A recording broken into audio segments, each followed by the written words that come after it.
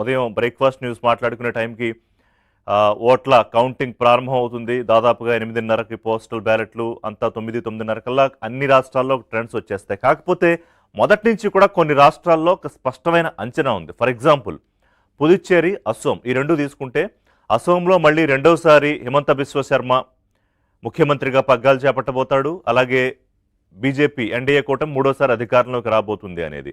అలాగే పుదుచ్చేరికి వస్తే రంగస్వామి మళ్ళీ అక్కడ ముఖ్యమంత్రి అవుతారు. ఆ కూటమి అధికారంలోకి వస్తుంది ఎన్డీఏతో కలిపి, బీజేపీతో కలిపి అనేది ఈ రెండు కొంత స్పష్టంగా ఉన్నాయి. కేరళ విషయంలో కూడా దాదాపుగా ఒక అంచనా మొదటి నుంచి ఉంది. ఏంటంటే అక్కడ కేరళలో సంప్రదాయం ఏమిటి, ఒకసారి యూడీఎఫ్ అంటే కాంగ్రెస్ కూటమి, ఇంకోసారి లెఫ్ట్ కూటమి ఎల్డీఎఫ్కి అధికారం ఇస్తారు. కానీ సంప్రదాయానికి భిన్నంగా గతంలోనే వరుసగా రెండోసారి కూడా ఎల్డీఎఫ్ కూటమికి అధికారం ఇచ్చారు. సో 10 ఏళ్ల పాటు అధికారం అనుభవించిన ఎల్డీఎఫ్ కొంత ప్రభుత్వ వ్యతిరేకత ఉంటుంది. సో ఈసారి మొదటి నుంచి కూడా యూడీఎఫ్కి అక్కడ అనుకూలంగా కాంగ్రెస్ కూటమి అధికారంలోకి వస్తుందనే ఒక అంచనా ఉంది. ఇది డీటెయిల్గా నేను ఇంకా చెప్తా. బట్ వేరేజ్ తమిళనాడు అండ్ పశ్చిమ బెంగాల్ కంపారిటివ్లీ 5 స్టేట్స్లో ఎక్కువ అసెంబ్లీ సీట్లు ఉన్న రాష్ట్రాలు, ఎక్కువగా పొలిటికల్గా చాలా ఇంట్రెస్ట్ ఉన్న రాష్ట్రాలు.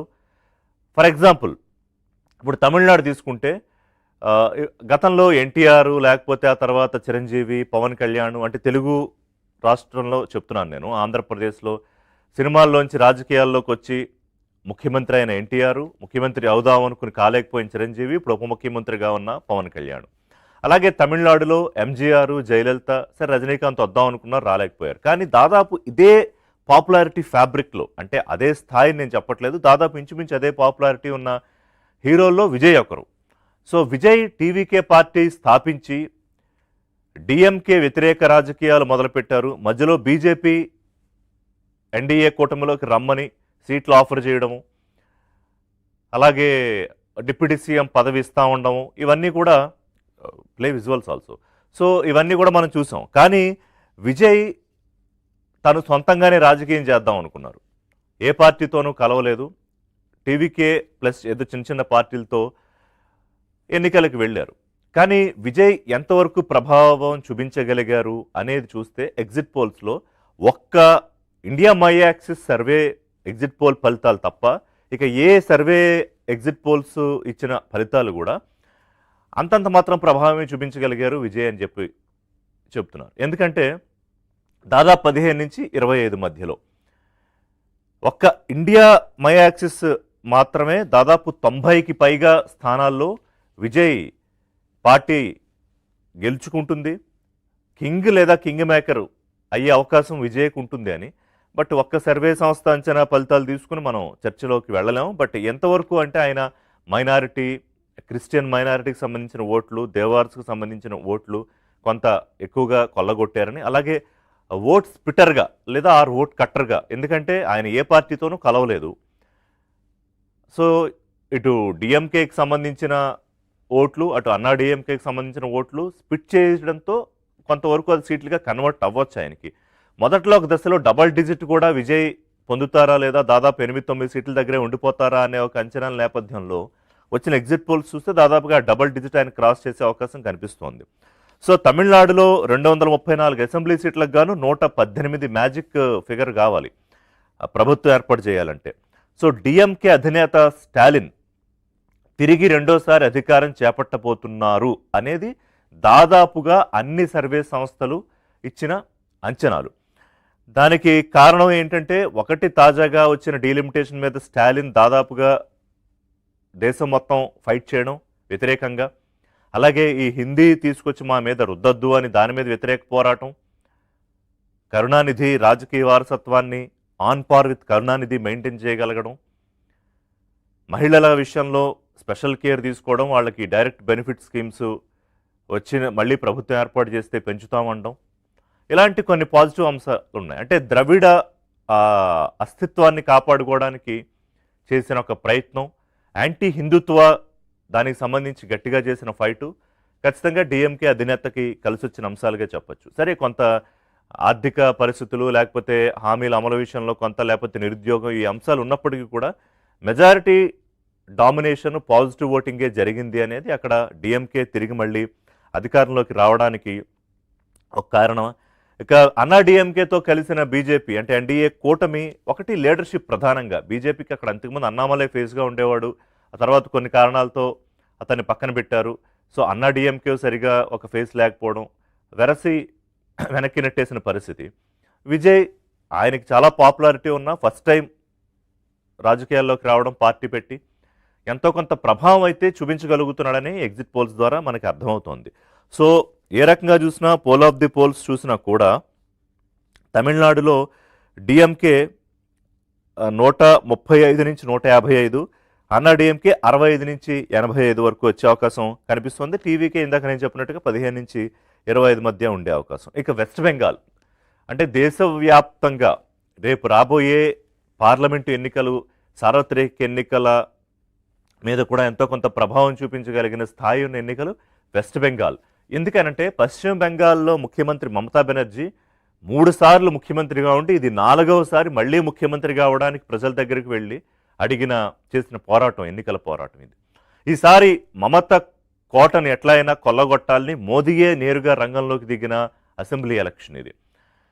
సో అంతకుముందు అప్రతిహతంగా 34 ఏళ్ల పాటు పరిపాలించిన కమ్యూనిస్టులు వాళ్ళని కిందకు తోసేసి మమత 2011లో మొట్టమొదటిసారిగా ముఖ్యమంత్రి అయ్యారు. బట్ రాజకీయ పోరాటం ఎప్పుడో మొదలుపెట్టారు. ఆ రాజకీయ పోరాటం తర్వాత 2011 నుంచి వరుసగా 3 విడతల ముఖ్యమంత్రిగా మమతా బెనర్జీ ఉన్నారు. 4వ విడత కూడా హోరాహోరీ ఫైట్. దాదాపుగా సర్వే సంస్థలన్నీ కూడా బీజేపీకే ఎడ్జ్ ఉన్నాయని చెబుతూ ఉన్నాయి. బట్ ఎగ్జాక్ట్ పోల్స్ రిజల్ట్స్ మనం ఎగ్జాక్ట్ రిజల్ట్ ఆ రోజు చూస్తాం మే 4న. ఎందుకంటే పోల్ ఆఫ్ ది పోల్స్ చూసుకుంటే దాదాపుగా వెస్ట్ బెంగాల్లో బీజేపీ 140 నుంచి 155, టీఎంసీ 125 నుంచి 140. అంటే ఇవి అన్ని ఎగ్జిట్ పోల్స్కి సంబంధించిన యావరేజ్. బట్ విడివిడిగా చూసుకుంటే కొన్ని 142, 143 అంటే నెక్ ఫైట్ అంటారు. TMC 142, BJP 143 poll of the పోల్స్లో. కాంగ్రెస్ ఒకటే, అసలు కమ్యూనిస్టులు అయితే ఖాతా తెరవట్లేదు. అంటే ఒక దశలో అప్రతిహతంగా అన్నేళ్ల పాటు పరిపాలించిన కమ్యూనిస్టులు ఇవాళ 0. రాజకీయాలు అంత డైనమిక్గా ఉంటాయి కదా. సో టీఎంసీ 142, బీజేపీ 140, అంత నేరో ఫైట్లో ఏదైనా జరగచ్చు. ఇంకో ఇంట్రెస్టింగ్ ఏంటంటే దాదాపు 60% మంది ఎగ్జిట్ పోల్స్ ఎలా తీసుకుంటారు, ఓట్లు వేసిన వాళ్ళని వాళ్ళతో ఒపీనియన్ తీసుకుని దాదాపుగా మహిళలు, యువత, వృద్ధులు ఇలా రకరకాల కేటగిరీస్లో తీసుకుంటారు. రికార్డు పోలింగ్ జరిగింది. మొదటి విడత, 2వ విడత కలుపుకుంటే 90% పైగా జరిగిన పోలింగ్. అంటే ఎస్ఐఆర్తో దాదాపు 90 లక్షల ఓట్లు తీసేయడంతో ఈ పోలింగ్ పర్సంటేజ్ పెరిగినట్టు కనిపిస్తుంది. కానీ అదర్వైజ్ ఎస్ఐఆర్ లేకపోతే 1-3% మధ్యలోనే పోలింగ్ పర్సంటేజ్ పెరిగినట్టుగా అంచనా వేసుకోవాలి. 60% మంది తాము ఎవరికి ఓటేశారో చెప్పలేదు అని సర్వే సంస్థలు చెప్తున్నాయి. 60% మంది చెప్పలేదంటే మరి ఈ నేరో ఫైట్ ఉంటుందని ఎలా అనుకుంటాం అనేది కూడా ఒక విశ్లేషణ నడుస్తోంది. బట్ ఎలా చూసినా కూడా వెస్ట్ బెంగాల్ దాదాపుగా బీజేపీ వశం అయిపోతుందా, లేకపోతే మమతా బెనర్జీ తన అధికారాన్ని హోల్డ్ చేసుకుంటారు. ఇక్కడ కూడా ఏంటంటే బెంగాలీ అస్తిత్వం అనే దాని మీదే ప్రధానమైన పోరాటము. ఈ యాంటీ హిందుత్వ మీద మమతా ఫైట్ చేశారు. అలాగే ఈ చొరబాటుదారులను తీసుకొచ్చి వాళ్ళని పెంచి పోషిస్తున్నారు బంగ్లాదేశ్ నుంచి అనే ఒక ఫైట్ బీజేపీ చేసింది.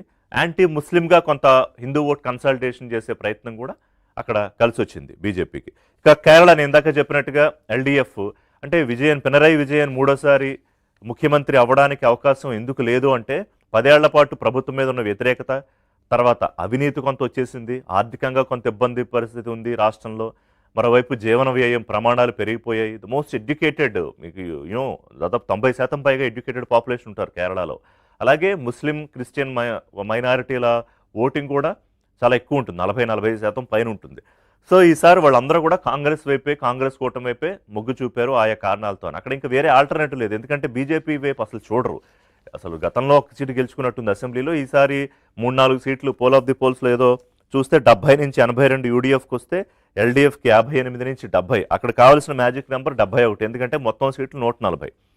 సో దాదాపుగా అక్కడ యూడీఎఫ్కి ఖరారైపోయింది గెలుపు. ఇక అసోం నేను ఇంతకుముందు చెప్పినట్టే హిమంత బిశ్వా శర్మ చాలా స్పష్టంగా ముస్లిం మైనారిటీల్ని టార్గెట్ చేస్తూ ఒకవేళ ఇక్కడ బీజేపీ గెలవకపోతే ముస్లింల పరిపాలనలో ఉండాల్సి వస్తుంది, ఇంకా రకరకాలుగా ఆయన హిందూ ఓట్ కన్సల్టేషన్ చేశారు. ఓపెన్గానే చేశారు, ఆయన ఏం దాచుకోలేదు. అక్కడ 64 కావాలి, 126 సీట్లు ఉన్నాయి. సో అతి సునాయాసంగా, ఎందుకంటే BJP 92, Congress 29 poll of the polls చూసుకుంటే. సో చాలా సునాయాసంగా అక్కడ ఎన్డీఏ కూటమి గెలిచిపోతుంది. ఇక పుదుచ్చేరిలో ఎన్ఆర్సీ ప్లస్ అంటే రంగస్వామి ప్లస్ బీజేపీ కూటమి 20 స్థానాలు గెలుచుకునే అవకాశం, కాంగ్రెస్ అక్కడ 8 స్థానాలు గెలుచుకునే అవకాశం ఉంది. కాంగ్రెస్ కూటమి టీవీకే ఏమన్నా ఒకటి గెలిస్తే గెలవచ్చు అంటున్నారు. సో ఓవరాల్గా ఇది ఎగ్జిట్ పోల్స్కి సంబంధించిన పిక్చర్. ఒక చిన్న బ్రేక్ తీసుకుందాం. బ్రేక్ తర్వాత ఈ అంచనాలకు సంబంధించిన విశ్లేషణ చేసే ప్రయత్నం చేద్దాం. అలాగే ముఖ్యంగా ఫోకస్ తమిళనాడు, వెస్ట్ బెంగాల్ మీద పెట్టే ప్రయత్నం చేద్దాం. కేరళ, ఈ 3 అంశాలు ఎందుకు ఈ ఫలితాలు వస్తున్నాయనేది మాట్లాడుకుందాం.